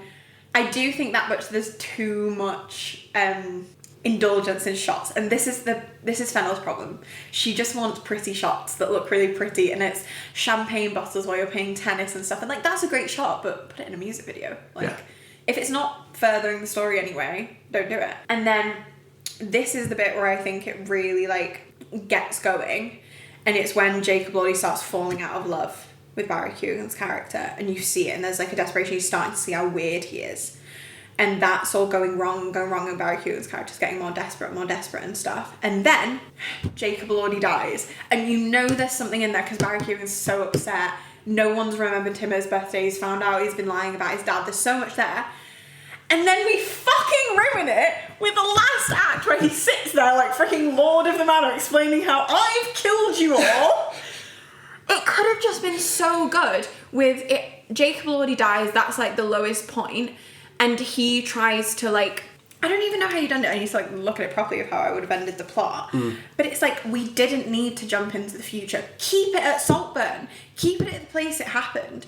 Like, you didn't need the dad sending Farley home. You didn't need all that stuff. It could have ended so much better, and it just doesn't. Like, we didn't need a jump in the future, and also we didn't need every shot showing how he manipulated Jacob Elordi. I think we got it. Yeah. But that's where it's like, now I'm looking back thinking, she had it, but she, like, this is the thing is, like, it's people, like, write stories and they write these plots because they don't have an ending. Nothing they've done before adds up to anything. Like, it was such, like, it's just an unsatisfying ending. But then, like, I love the potential in the first 4 acts so much. If it was a different writer, it could have been amazing. I actually agree with, like, quite a lot of that. Yeah. I think for me it died a little bit quicker than Jacob Elordi's death. But I do think you're right. I think it loses itself at the point where we find out that his parents are fine and they go back to his house. Fair enough, actually. Because I think that is the point where you go, okay, your number one, your class politics are all over the place. Yeah. And number two, there are plot holes big enough in this to drive a bus through. It's very pretty. Yeah. Yes. I thought the parents thing, it was a good plot twist in the sense of when it's revealed, I gasped. And, like, you're a bit like, oh, fuck, this guy is insane. Yeah. But then it is also that thing of, I think Fennel should have been like, we're going to make both sides of this slightly evil in their own way and no one's going to come out the winner. You need that moral conundrum. But when you make the poor person the absolute evil person who's trying to take over the rich family, it's stupid. Like, I think she had the seeds in the sense that she made the rich family really stupid. Like, sow those seeds, but, like, there has to be a balance. It can't just be Barry Keoghan's the villain and Jacob Elordi's the hero. She's done Parasite without the parasite, to be honest. She's done the talented Mr. Ripley without any of the talent. Yeah, she's done. No, you've not seen it. It's a complete rip-off of deeply average Mr. Ripley. Yeah. No, I mean, it absolutely is. Things started to bother me a lot more, obviously, by the end that I'd already seen. Because they started to make no sense. Yeah. One of the things that really fucks me off is that Barry Keoghan sits there at the end and says, do you think I was in love with him? Yeah, not really. I go, mate, you drank his fucking bathwater with a bit of seasoning. Like, it was, and you then you had sex with the soil beneath which he's buried. And I get that scene. I get it. But... when you said that, I'm like, oh, we've all been there. Right? Anyway, moving on. No, did you tell me no one just went, Barry, maybe just don't. Or just cut it a bit earlier. Yeah. Hint at it. Don't make us sit there and watch him fucking soil for 2 minutes. Yeah. I don't care. And all of the, like... Literally, hint at it, yeah. That is what Fennel can't do. She doesn't know the idea of panning away. Yep. Interestingly, the Reservoir Dogs thing we were talking about. She doesn't know that, like, the unknown is often more tantalising than the known. If you just keep showing sex, if you keep showing someone slurping up bathwater, we get the point, and now we're almost like, why are we still here watching it? Because any normal person would turn away at that, and that's what the camera should do. But yeah, the grey scene was way too long. Way too long. That was the bit I actually laughed in disbelief, and I was like, that's what you shouldn't really do in a film. Yes, I am with you. And then all of the... It just doesn't make any fucking sense. So it was planned from the start, but then you did fall in love with him, but you didn't fall in love with him. But none of your actions that we were shown made it look remotely... And then it does that thing of going, for those of you at the back, he was manipulating him from... And you go, yeah, I've been here the whole fucking time. Yeah. That's the thing is, like, if we didn't see stuff like we didn't see the flashback of him puncturing his bike. You get it, because the whole film is telling you this guy is a little bit of a weirdo. And it is that thing of you, when you start hanging out with Jake Elordi's gang, you're a bit like, but why? Like, this is... And also, like, explore the fact that Jacob Elordi, like, basically had, like, really pitied him. Like, that's sad. Yep. Like, that's quite evil. Yep. Like, oh my gosh, she could have explored so much more if she wasn't spending so much time filming people drinking champagne and playing tennis. Yeah, I think if anyone's going to... again, not because you can't do this, not that you can't cross class boundaries. I feel like we've gone to another Rosamund Pike film. We have actually. It's true, yeah. Except this one's shit. But she's amazing. She's amazing, of course, yeah. But, like, you can't, obviously, as a writer, as a director, you can cross class boundaries. Of course you can. But I'll be honest, the last person I want a class lesson from is Emerald Fennell, who's one of the poshest people on fucking Earth. I did think you were going to say Barry. No. No, yeah, she seems to have this idea that the poor are out to get her. It does slightly look that way. All her films are just paranoia. It is a bit like that. Because the thing is, right, Promising Young Woman, I actually really like that. I thought that was well judged. It's really, like, it does some really clever thing, like casting Bo Burnham in the role that he's in is a really clever thing, because you like him and then you don't know if he meant to, all that sort of stuff. I thought it was mature, wiser, clever. And then this was like just the antithesis of that. Yeah. I thought what would be a lot better is if Barry Keoghan's character was just weird. Yeah. That would have been the ending of it. Yeah. And then it was like, no, I've been planning this all from the start. And you go, fuck off. Like, have a whole scene where he, like, confronts Audie for the fact that the only reason he invites him was because he pitied him. Yep. Like, oh my god, it could have been so much better in the hands of a different writer. Wouldn't it? The only good bit is there's a line when Jacob Elordi's character is accused of, like, assuming something because... Or doing something because somebody assumed he would because he's rich or whatever. And he goes, mate, that's so fucked up, in his wrong way or whatever, right? And I The Oxford accent was so good! And I was like, actually, yeah, that's quite well observed, right? No, because that's the thing is, like, obviously it's Jacob Elordi, he's so fucking attractive, but I've also met like, thousands of him, and you don't like them. No, you don't. Yeah, Jacob Elordi's British accent, that is far better than his Yorkshire in I'm sure it is, yeah. But yeah. I was impressed. That was the first time I'd seen him in anything, and I didn't obviously know that he was Australian. So I was like, "Oh, yeah, well done." Yeah. I feel like it's an easy accent to mimic because it's what people think we sound like. It kind of is in a way. And then I was in Oxford about a year later, and walking through the streets, and I was like, "Well, not A, they're all like that," and then B, I went, "Oh, it's about that fucking film star." You should have taken the pictures and like held up where they were filmed. I should have just made my sister follow me and walk it around, you know. But do you know what is an interesting case study for that? Is Hot Fuzz. Yeah. Because Danny thinks that what his dad's doing is fine. Yeah. And it's this falling in love buddy thing, realise the family's wrong, and then he has to realise it could have been that. They could have done like proper sort of absurd Hot Fuzz. Yeah. My two big problems overall are I don't think it earned any of its gratuity. I think it did it because it wanted to do it. Yeah. And no other reason. Because then when you get to the end, you go, I wasn't in love with him, or whatever, and you go, okay, why did you... Fuck his grave. Why did you fuck his grave? Why did you drink his bathwater? Why did you make out with his sister's lady area? And you go, none of it makes any sense. Does he say something in that scene about him being a vampire? Yeah, he does say that. Yeah, of course. Because and the second point... Can I say immediate ick? Yeah, 100%. You'd be like, I'm going to go inside now and you're going to stay right the fuck here. Yeah, see you later. The second point is I haven't seen Wuthering Heights yet, but I would love if we could get an Emerald Fennell film that wasn't just an excuse for her to make a very expensive piece of her own sexual fantasy. Give her a new writer.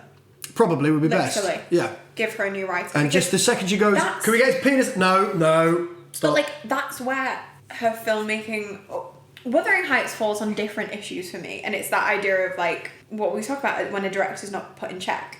I literally saw a post today, and it was basically how the different actors in Wuthering Heights got cast. Right. Margot Robbie, brought on as a producer, Yeah. read the script, asked if she could play Kathy. That's not how casting should work. Jacob Elordi, Fennell texted him and said, read the script, if you like it, the role's yours, no audition. The girl who plays the sister in it, who's the sister in Saltburn as well, because Emerald Fennell can only work with 4 actors. Yeah. Same thing, she got texted basically being like, if you like the script. And I'm like, why is it giving student film where you just call around people who are free? Anyone free? Okay. Google Doc. Mrs. I'll cast the best of Bedlam. Shut up. Yeah, I'm with you there. 100%. Yeah, but that's what I mean. Like, they have the money to go to Yorkshire, do an open casting call, maybe take some time out of your life and sit there in a room and watch 1,000 people audition and find someone who's well suited. Isn't Heathcliff meant to be black? Meant to be Romani. Right, okay. Well, the whole point in the book is he's othered. There are other reasons apart from the fact because that's the thing is people are like, but he's poor, but it's like, but Kathy's poor as well. Yeah. That can't be the only reason. Yeah. She literally thinks he's beneath her. He's like, it would degrade you to be with me. Right. It's just like, you can't do that when you're Jacob Elordi. Yes, no. You know of what course. I mean? Apparently Martin Clunes is the best thing in it. Yeah, he's very good. Yeah.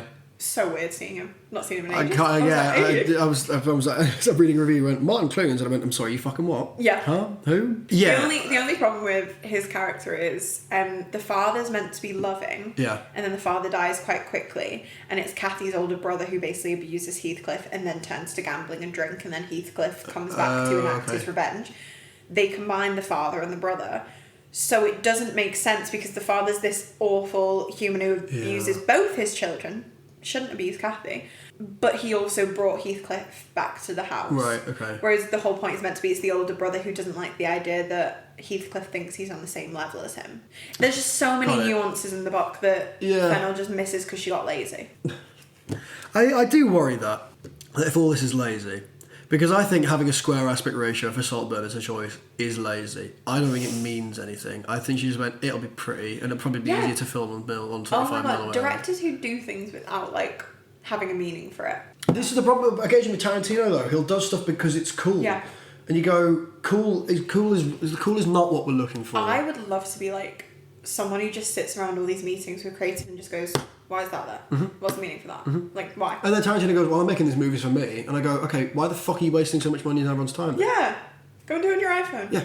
Go do it for yourself and don't charge me money to come and fucking see Literally. it. You know? So, yes, I'd quite like to watch an Emma Fennell film that didn't involve her own sexual fantasies. But I kind of want to watch Saltburn again and just pause it when Jacob Elordi dies.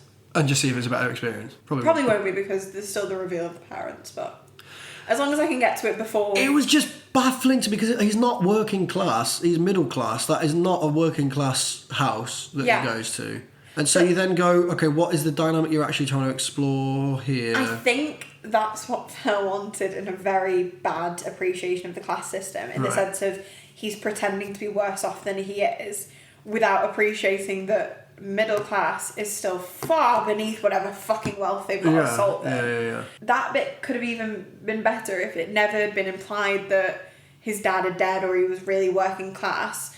And Elordi was just like, why are you pretending you're working class? And he's like, do you think I've got the fucking same wealth you do? Would have been better, that would have been so much better. Have a fucking meaningful conversation that's not just someone sucking bathwater. Yes, exactly. I think, let's finish on some reviews of Wuthering Heights. Yeah. Because... No, one of my favourite ones that actually I'll get it up there. Margot Robbie plays Miss Piggy playing Catherine Earnshaw, and Jacob Elordi makes noises no one in the north of England has ever heard before. His Yorkshire accent was a hate crime. Right. Because the thing is, Yorkshire is the easiest northern accent to do. Yeah. By a long, long way. Yeah, but also...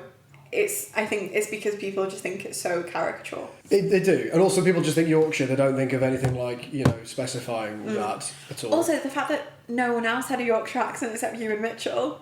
Really? Yeah. Favourite one will always be Emily Bronte died of tuberculosis 177 years ago. Yet this adaptation is still the worst thing that's ever happened to her. Very good. That is one thing, actually, that's what we'll do. Because this is a Letterboxd special, we'll finish off by reading some of our favourite Letterboxd reviews from around the world of film. One of mine is the most liked one for Megalopolis, and it just says, this shit sucked Megacocolis. And it's got like 50,000 likes on it. It's brilliant. Oh my god, this is my favourite Marty Supreme one. Mm-hmm. This was for 3.5 stars. Yeah. I don't know how many more male masturbatory fantasy films I have in me, man. It's so good. I'm always toying when I'm on Letterboxd with, do I go detailed in-depth review or try for a witty one-liner? And I never, ever strike the right balance. I just always go for a witty one-liner because if I actually try and do a review, I'll go on and on and on and on. Yeah, see, I do find myself doing that. Morbius now, there was a piece of shit. Oh my god, yeah. My review says that he's not even the best Jared in the film because Jared Harris is in it as well. I love Jared Harris. He's great. And then he was in this piece of shit. You need to watch Chernobyl. He's in that. I actually really do. The more you talk about it, the So more I really good. need to see it. The joke went too far. I actually saw Morbius. That'll do. Wonderful. Oh my god, one from... have you ever seen Mr. Right? Yes. The Anna... Yeah. I don't think I needed to see Tim Roth do a Louisiana accent. Amelia Perez. Oh, don't. Shakes fist at sky. The French! Did you see when they picked up their Oscar for original song and they just started singing. Oh my word. Everything about that was entirely... My review just says this is absolutely terrible and nothing else. I can't put into words how genuinely moved to the point of anger I was by that film. Yeah. I still don't know how it was so big at the Oscars. They had to have paid for that. Either they paid for it or the Academy thought, right, let's try our best to move with the times because we haven't been, and then picking the worst option for that they could have possibly... Did you see what the director said? We didn't cast people from Mexico because we couldn't find any talented people there. And this man is still working. You go, what the fuck? Oh my god, this was my one from Sentimental Value. Uh-huh. I would like to personally thank Stellan Skarsgård for giving us, in no particular order, Alexander Skarsgård, Mamma Mia, Bill Skarsgård, Chernobyl, the series, not the disaster, and Sentimental Value. Alright then, we'll finish off with, what is your favourite of your own Letterboxd reviews? Oh my god. Because that is a big question. You review some films like 3 or 4 times and just add another sentence because to it. I get really excited. Oh yeah, I've got mine. Go on. It was for Pillion. Have you seen that? Haven't seen it. I'm still reeling from the high of my name being tattooed on Alexander Skarsgård's chest.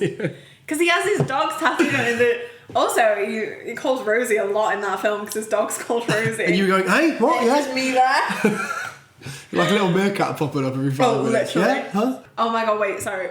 Yeah. Superman 1978. Oh, yeah. This bitch really gave away all of his weakness in the newspaper just to get some pussy. I read that one. I was like, that's absolutely crazy. And still the guy who said that's not why he did the interview. This man literally told her the colour of her underwear with his x-ray vision. That's the entire point of that scene. Yeah. It's just to be like... Superman's horny. Yeah. All right, well, 2 things then before we finish off. Mm-hmm. First one is, have you seen the trailer for The Immortal Man for Peaky Blinders? Yes. What are we thinking? This is either going to be the best thing ever or the worst thing ever. It is. It's going to save the series or ruin it. Yeah. Well, so obviously we've got a bit of a kind of a semi-repeat-ish of the kind of themes when Mosley was there, because Tim Roth Nazi is back. Tim Roth playing any villain. Just brilliant. Yeah. Did you see Tornado? No. The Scottish Samurai film? No. He was a villain in that. He was the best bit of it. It's a bit... So good as a villain. I wanted to love that. It was a bit... Yeah. Anyway, what we don't have is Arthur Shelby, because Paul Anderson decided he was going to do copious amounts of drugs. I will be so honest, I always get Paul Anderson and Paul Thomas Anderson mixed up. Well, people get Paul Thomas Anderson and Paul W.S. Anderson mixed up. Yeah. It's the second podcast I've ever said this, but my dad was in an English class with Paul W.S. Anderson at school, and then I started banging on about licorice pizza, and he was like, no, mate, anyway, this is Predator. I was like, oh shit, my bad. Yeah. But I don't know, I think you're right, it's either going to be the shit or like a real tacked on piece of garbage. I also get so worried when a trailer's quite short, but I love it because I'm almost like, have you just used everything for that? Exactly. Like that scene they focus on so much in the trailer where they're like, oh, and here's Thomas Shelby meant to be, and he's like, does anyone want to explain it? Also, one thing about that, you're telling me he's been gone so long the Shelby name has been gone. Yeah, innit? In my hometown we still talk about people who moved out like 20 years ago. Yeah. You have those I know Birmingham moves with the times, but still, who the fuck's Thomas Shelby? It's like, do you know anything about where you live, mate? Yeah. Yeah. You're literally drinking in the garage. Yeah. Like, it's Cillian Murphy. He's played this role for 6 seasons. He knows how to do this. It's going to be an amazing performance. Yeah. It's if the plot and direction can live up. It is. I mean, it is Stephen Knight writing it, though, right? Yeah. Yeah. He's writing New Bond. Oh, yeah. So, I mean, presumably people trust him enough. Well, you can't really get anyone else with I would have been a bit story. angry if someone else had done it. But do you think they're going to end it with him dying? That's the only way you can end it if you're saying this is the final end. It's called The Immortal Man. And I have a feeling that the ending might actually just be... He's immortal. He's a vampire, then he bites Timothy Chalamet. It might just be like he's kind of bound to be going through the motions forever, and it might be quite bleak. Have you seen they recast the guy who's playing his son? Yeah, they recast Duke. Yeah. And I really liked Duke. I thought he was great. It's Barry Keoghan. What? But Duke's not even Irish. Is he Irish in it? No. Yeah, so why Barry Keoghan? It's already been proven he can't do an accent that's not Irish. We have seen. I mean, that was one thing with Saltburn. It was a bit ropey. Why the fuck is he playing a beetle? It wasn't even, because it's like, it wasn't just going to be out and out Scouse, it was like Merseyside. And even then, it was just kind of like, occasionally I'm going, you've got back on the ferry, haven't you? I can hear this. Yeah. And I know there's links between Liverpool and Ireland, but I still like Nigel. Yeah. I don't know why they recast him. I think it's probably because Cillian Murphy and Barry Keoghan have worked together before and got on. And it's almost like that thing of studios being like, we need big names to sell it. And I was like, you've already fucking added Tim Roth. You've got Tim Roth and Cillian Murphy, that sells any film. Probably alright.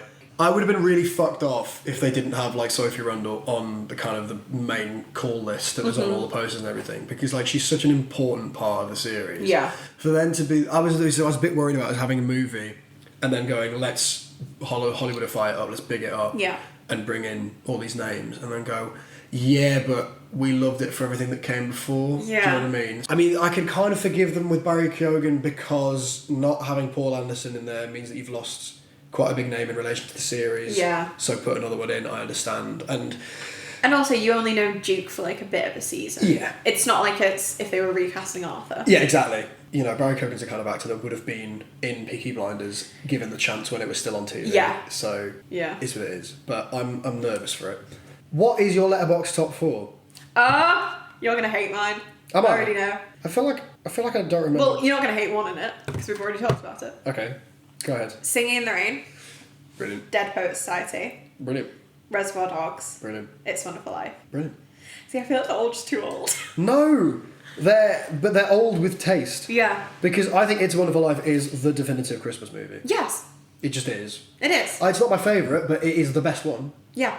Without a shadow of a doubt. There is a Christmas film, I can't remember which one it is. I can't remember if it's in Terry Gilliam's Brazil or if it's in Gremlins or something. But there is a film within the film, which you don't see, but it's on a poster somewhere, called Christmas Sleigh, S-L-A-Y, and it's not like... But it's... The strapline is, he knows if you've been bad or good and he's got an axe. And that is like, I need someone make that fucking film right now. That's a really quite a mature top 4. Thank you. It's also a lot less blokish than mine. I hate mine. No, because why have so many people told me that recently? My manager at work was literally like, I was like, what's your Letterboxd top 4? And he was like, you're going to hate it because it's so blokish. And I'm like, I don't care, tell me. Okay. So, number 1 is Inception. Because... Perfect. But it used to be in my top 4. Did it? Yeah. I rewatch that film constantly. It's really bad. All the time. I have the script, by the way. Do you? Yeah. Do you? Yeah. That's amazing.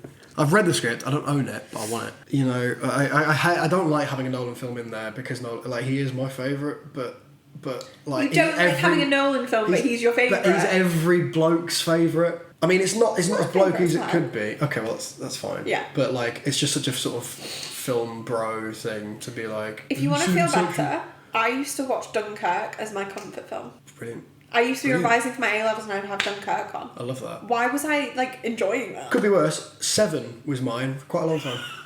That's just because it was so perfectly done. I was Yeah. like, I can put this on and rely on it, and I know it's coming now. Yeah. I've got Inception, I've got Hot Fuzz.